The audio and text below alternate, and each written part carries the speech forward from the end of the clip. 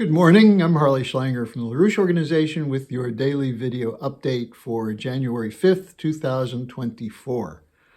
Let me begin by saying that I was up very late last night completing an article on the Wolfowitz Doctrine, which is the basis of the so-called rules-based order. And so I did not have an opportunity to devote the time necessary to taking your questions and answering them. So this will be more of a form of a short update, and I will post the article as soon as it's prepared for publication. But it's an important moment because we've reached a point where even the Washington Post is acknowledging the hypocrisy in a soft-spoken, understated way, the hypocrisy of the present policy of the Biden administration and the U.S. allies.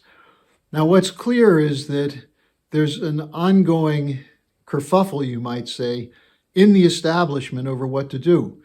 The Ukraine war is a disaster. It's a losing proposition. It was based on completely false assessments that Russia was weak, that the US and NATO are extremely strong, and that the sanctions would work to break apart Russia. Now, instead, Russia has emerged with a stronger economy than those economies in Western Europe. Now, that's still an act in progress, you might say. But what we're seeing in Europe is the complete collapse of support for governments. And it's not surprising. What are the people of Europe getting from support of the Ukraine war, from support of the Netanyahu genocide in Palestine? What are they getting from the prospect of a war with Iran or a war with China? All of this is designed to do what? Well, what was laid out in the Defense Policy Guideline from 1992, the so-called Wolfowitz Doctrine, is that U.S. policy after the Cold War must be to allow no rival to emerge on the world scene. No rival from the former Soviet Union, from China, or from our allies in Europe. That all nations must subordinate themselves to what is in reality an Anglo-American financial corporate cartel, which insists on neoliberal economic policy and a neocon war policy, with the idea that the defense spending will invigorate the economy, that monetarist policies, including quantitative easing, quantitative tightening, bailouts, bail-ins, all of that will become the new norm, and people will have no choice but to sit back and accept it, because the people in the West will be the beneficiaries of a looting process against the rest of the world. What's left unsaid is that ultimately that looting process will be turned against the people of the West.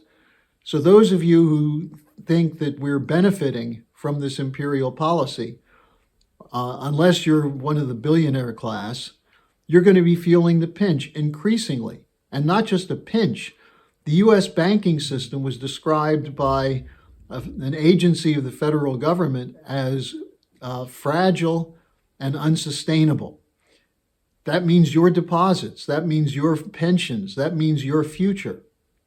And what's going to protect it? War against defenseless children and women in Palestine, a continuation of the destruction of Ukraine, funded by the American and European taxpayers. It's such an outrageous conception that somehow we're the beneficiary of this unipolar order. Now, what I've been emphasizing, what Mrs. LaRouche has been emphasizing, what the LaRouche Organization has been emphasizing for years, is that this order is in a trajectory of a downward spiral heading toward a collapse. And Lyndon LaRouche said in 1991, the ultimate result will either be fascism, world war, or both.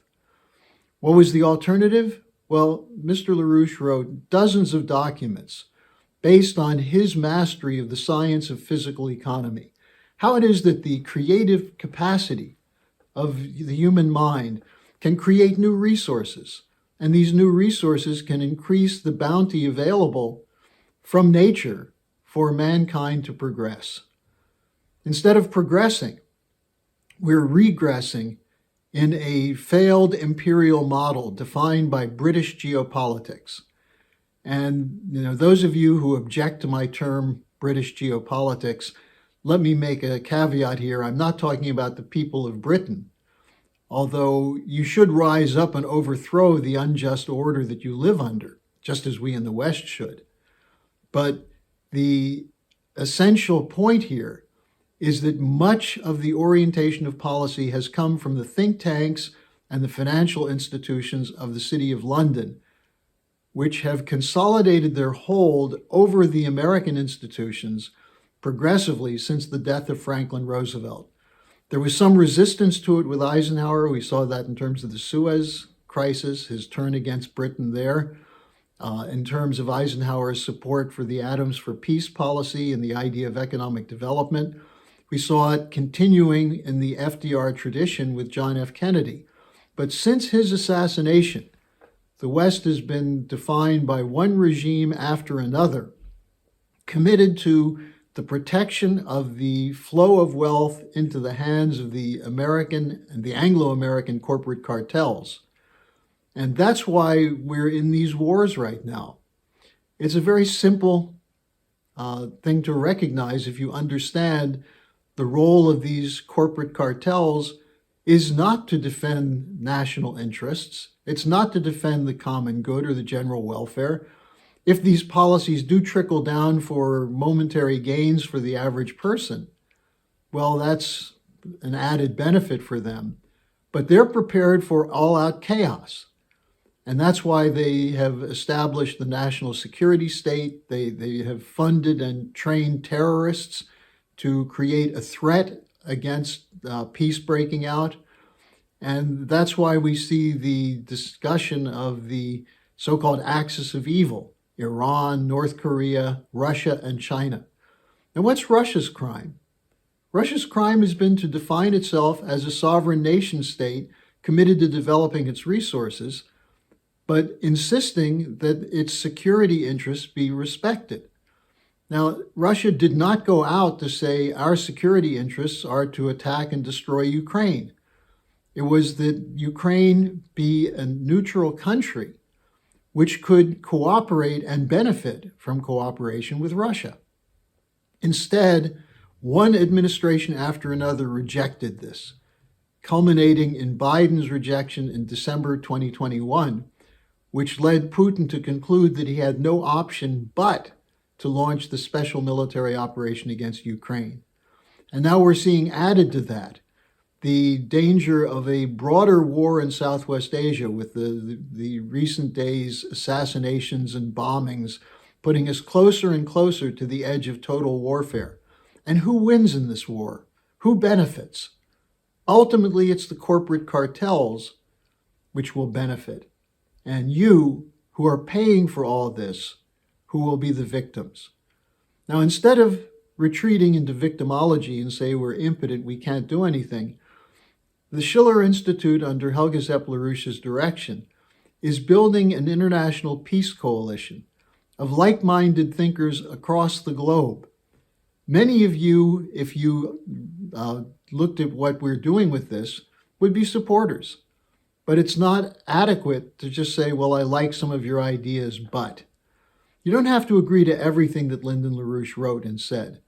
What you need to agree on is that the role of sovereign nation states is to defend the interests and the general welfare of its population, not in a zero-sum game of jungle competition with other nations, but in cooperation. How is that so hard for people to grasp? Why is it that people fall for the line that the Chinese are sneaking thousands of troops across the border to conquer the United States? How can people believe that Putin is attacking Ukraine because he wants to reestablish the Soviet Empire? The only reason you believe that is that's the crap that's fed to you by the controlled media. And in terms of the situation in Southwest Asia, the cult of Zionism, which is not a Jewish cult as typified by the fact that there are many, many Christian Zionists who are supporting the genocide for their own reasons. And I'm not going to go into that here, but it's kind of crazy theology. But the idea that many people are unable to look through the fog of the disinformation complex, the censorship complex, and can't find the truth. Well, I'm not saying we have a monopoly on truth, but we're among the voices out there that are presenting a detailed picture of the actual security concerns of all nations and a recognition that we all benefit from cooperation and we all suffer when we turn our backs on the damages being done by the unipolar order, the rules-based order of the intellectually and morally challenged Secretary of State Blinken, who's operating as the front man for the incredibly weakened President of the United States, Joe Biden. And the solution is not to find a stronger man to be the president. It's to have a population which is not susceptible to disinformation, lies, and corruption. So I would urge you to join us, and there are many ways you can do it. You can make a contribution to the Schiller Institute. You can subscribe to our weekly online publication, the Executive Intelligence Review, or our daily alert. And I'll have some information in the description box on how you can get these, how you can make a contribution or get these subscriptions. And you can circulate and share the daily updates that I do. These are tools that we have to break the power of the disinformation industrial complex functioning on behalf of the military financial complex. So, as I said, I'll post my article as soon as it's ready for publication. Thank you for joining me. Let's get this fight going on a higher level. It's a moral, philosophical, intellectual battle that's going to shape not only your future, but your children's and grandchildren's future. Hello, thanks for watching. Be sure to like, subscribe, and hit the notification bell so you don't miss any of our videos. Support our independence to produce videos like these. Become a member of the LaRouche Organization at thelarouche.org/member. By becoming a member for $25 or more, you'll get special access to the EIR Alert Daily Briefing and Weekly Magazine, which is what I read to stay on top of things.